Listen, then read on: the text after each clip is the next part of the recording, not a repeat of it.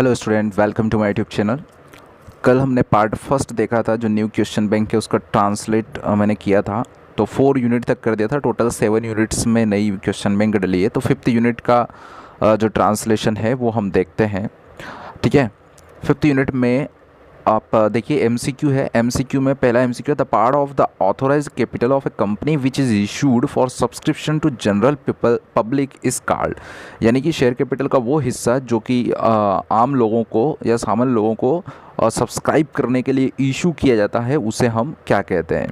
Issued capital कहते हैं, called up capital कहते हैं, या सब्सक्राइब्ड कैपिटल या रिजर्व कैपिटल कहते हैं। उसके बाद interest on calls in arrears is charge according to table A is. यानी कि कॉल्स इन एरियर्स पर जो इंटरेस्ट रखता है टेबल ए के अकॉर्डिंग वो कितना लगता है? 6% per annum, 10% per annum, 8% per annum या 5% पर एनम। थर्ड एमसीक्यू है the part of the capital of a company which is called at the time of winding up of the company is called. यानी कि ऐसी capital जो कि called up की जाती है जब कंपनी वाइंड अप होने वाली है, बंद होने वाली है क्लोजिंग पे टाइम, तब उस कैपिटल को क्या कहते हैं? Authorised capital, issued capital, subscribed capital या रिजर्व कैपिटल। फोर्थ है security premium. Is security premium क्या है? कैपिटल प्रॉफिट है, रेवेन्यू प्रॉफिट है, कैपिटल लॉस है या रेवेन्यू लॉस है। On forfeiture of shares account is debited. जब फोरफीचर करते हैं हम शेयर्स का, कौन सा अकाउंट जो है डेबिट किया जाता है? Share capital account, bank account, share forfeiture account या कैपिटल रिजर्व अकाउंट। सिक्स्थ है discount on issue of debenture is a. Debenture को इशू करते समय जो डिस्काउंट करते हैं वो क्या होता है? कैपिटल लॉस होता है, रेवेन्यू लॉस होता है, कैपिटल एक्सपेंडिचर या रेवेन्यू एक्सपेंडिचर। फिर इन द ब्लैंक्स है डेबेंचर होल्डर्स आर द, क्या होते हैं कंपनी के ये?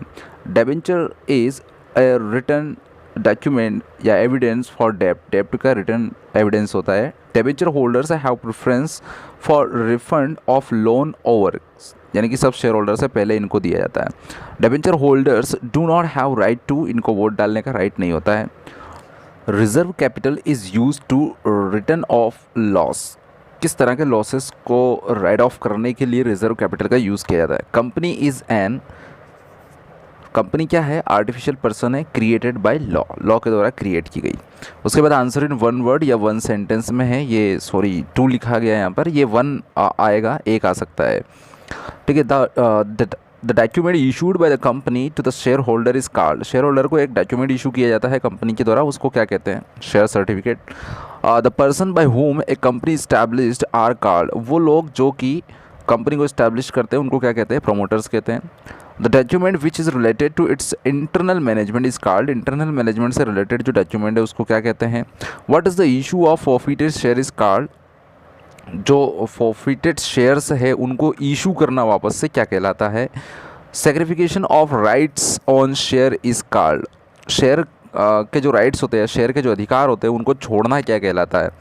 6 है डेबेंचर्स विच डू नॉट, ये NAT हो गया है, नॉट कर लेना, which do not have any description of interest are called. ऐसे डेबेंचर्स जिन पे कि उनके इंटरेस्ट का कोई डिस्क्रिप्शन नहीं होता है उनको क्या कहते हैं? ट्रू फॉल्स है bearer debentures can be transfer to anybody. Bearer debentures जो है वो किसी को भी ट्रांसफ़र किए जा सकते हैं।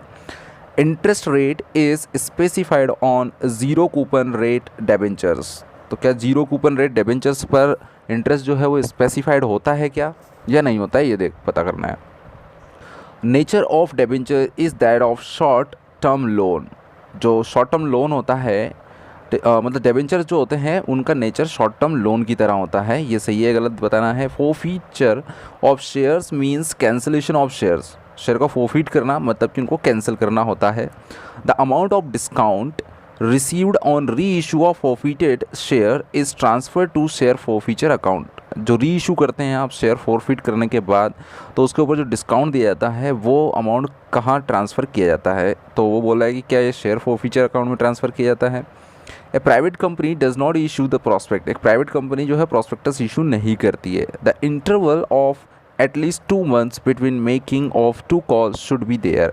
2 कॉल करती है, यानी कि फर्स्ट कॉल सेकंड कॉल या सेकंड कॉल थर्ड कॉल, या जो भी 2 कॉल्स है उनके बीच में जो इंटरवल होता है वो 2 महीने का होना चाहिए। 3 मार्क्स का क्वेश्चन 1 आएगा। 75 वर्ड्स में आपको आंसर लिखना है। Right the difference between equity shares and preference shares. Equity और प्रेफरेंस शेयर्स में अंतर लिखना है। दूसरा क्वेश्चन है डिफरेंस लिखना है शेयर्स और स्टॉक में। तीसरा क्वेश्चन है कंपनी के कैरेक्टरिस्टिक्स लिखना है। चौथा का एक स्टेटमेंट है, ये कंपनी एक आर्टिफिशियल पर्सन है, ये आपको एक्सप्लेन करना है जो कि लॉ द्वारा क्रिएटेड होती है। तो जैसे कंपनी के आप कैरेक्टरिस्टिक्स लिखते हैं तो उसमें एक कैरेक्टर ये भी लिखते हो आप कि company is an artificial person created by law. तो इसको आपको डिटेल करना है, बस 75 वर्ड्स में थोड़ा बड़ा कर देना है। Right the difference between forfeiture and surrender of share. Surrender और शेयर फोरफीचर दोनों में डिफरेंस लिखना है। Mention the legal status of debenture holder. Debenture holder का लीगल स्टेटस क्या होता है ये डिस्क्राइब करना है। तो कह रही है किसी काम का क्वेश्चन नहीं है। उसके बाद जो है आपके न्यूमेरिकल्स है, जनरल एंट्री वाले। मोहन है जिसने कि एक असेट बेची है, ठीक है स्टूडेंट समझना, आपकी बुक में थोड़ा उल्टा क्वेश्चन होता है, यहाँ पर उल्टा दे रखा है। मोहन है जिसने कि एक असेट बेची है 80,000 की रोहन एंड कंपनी को। किसको बेची है? रोहन एंड कंपनी को, यानी कि परचेस करने वाला कौन है? Rohan and company. और 80,000 उसकी कीमत थी, 30,000 तो कैश पे कर दिए है रोहन एंड कंपनी ने, और उसके बाद रिमेनिंग अमाउंट जो है वो कितना है? 5,000 fully paid up equity share में, जो कि 10 रुपीज़ ईच के थे, उसमें पे करना है, यानी कि इशू करना है। नेसेसरी जनरल एंट्रीज करना है रोहन एंड कंपनी की बुक में, ठीक है स्टूडेंट्स। तो यहाँ पर रोहन एंड कंपनी जो है वो शेयर इशू करने वाली है, ठीक है। सचिन लिमिटेड जो है वो एप्लीकेशन इनवाइट करते हैं 20,000 शेयर्स के लिए, जो कि 10 रुपये का एक है, 10% डिस्काउंट है, पूरा अमाउंट जो है वो रिसीव हो गया लमसम में। नेसेसरी जनरल एंट्रीज इसमें करना है। उसके बाद 4-5 मार्क्स के क्वेश्चन है। 3 क्वेश्चन जो है 4-4 नंबर के और 1 क्वेश्चन जो है 5 नंबर का रहेगा। फर्स्ट है right the various kinds of debenture. Debenture के विभिन्न प्रकार लिखना है। Right the differences between shares and debentures. Shares और डेबेंचर्स के बीच डिफरेंसेस लिखना है। Right the procedure of forfeiture of share. Share को फोरफीट करने की प्रोसीजर लिखना है। Right the kinds of preference share. Preference share के कई सारे प्रकार होते हैं, वो बताना है। Right the objectives of prospectus. Prospectus का उद्देश्य क्या होता है? ये क्वेश्चन इस बार आ जाएगा, आप मुझे लगता है, ठीक है, ये आप कर लेना। Right the classification of the total of the capital of a company. एक कंपनी की कैपिटल जो है वो किस तरह से डिवाइड रहती है, जैसे शेयर कैपिटल, डिबेंचर कैपिटल, इस तरह से आपको बताना है, ठीक है। अब वापस से शेयर इशू करने का ही है, ठीक है। Mohit was holding 250 equity shares. Forfeiture का है ये। 250 शेयर जो है मोहित के पास थे, 10 रुपये एक का कीमत था, उस पर एप्लीकेशन पे 5 रुपीज़ पे करना थे, वो उसने कर दिए हैं। लेकिन 3 रुपीज़ जो कि अलॉटमेंट पे करना था और 2 रुपीज़ जो है वो रिमेनिंग फाइनल और फर्स्ट एंड फाइनल कॉल पे करना था, वो नहीं कर पाया है, और इसलिए उसके शेयर जो फोरफीट कर दिए गए हैं। आपको नेसेसरी जनरल एंट्रीज करना है। 8th क्वेश्चन है हिंदुस्तान लिमिटेड ने 2000 शेयर से इशू किए हैं 10 रुपये एक का, 12% पर शेयर, ठीक है। ये क्या है? उसके ऊपर मतलब शेयर इशू किए हैं 10 रुपये एक के और 12% पर शेयर एज फॉलो, ठीक है। इस पर एप्लीकेशन मतलब किस तरह से देना है इसमें, मतलब ये 12% प्रीमियम है ये, ठीक है। तो इसमें एप्लीकेशन पर 2 रुपये, अलॉटमेंट पर 5 रुपये, जिसमें कि इंक्लूड है क्या है? पर शेयर, यानी कि जो एक सेकंड में हिंदी से मैच कर लेता हूँ इसको थोड़ा सा, तो आपको कंफर्म करा देता हूँ। ये 12% है कि 2% है, ठीक है।